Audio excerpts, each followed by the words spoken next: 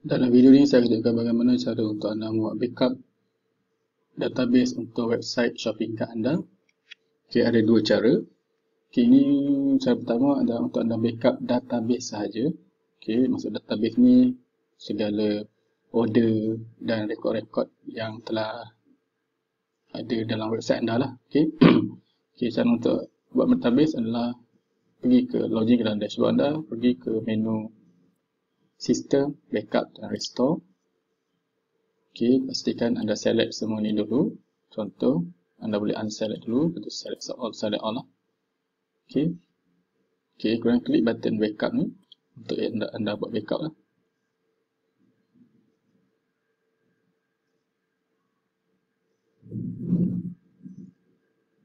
Okay, tunggu sekejap.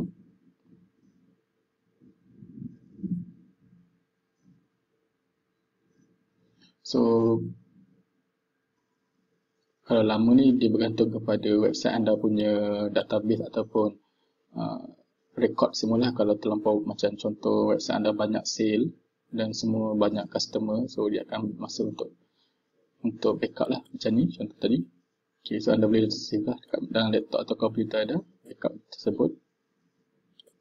Okay, tujuan backup ni adalah untuk jika website anda dihack oleh spammer, so anda boleh restore balik lah backup tersebut, database tadi yang download tadi.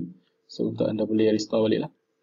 Okay, itu untuk backup database saja. Untuk anda membuat backup keseluruhan website, okay,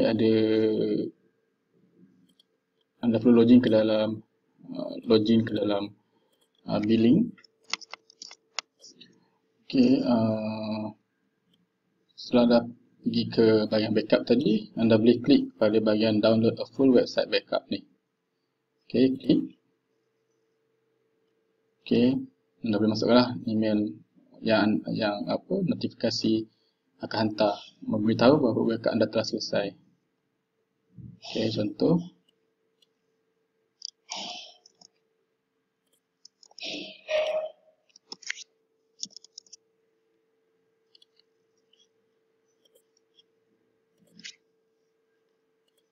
Okay, contoh.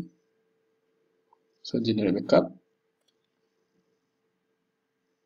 So, tunggu. So, tunggu email akan beritahu lah. Mengatakan backup telah berjaya dibuat lah. Okay, kita tunggu sekejap.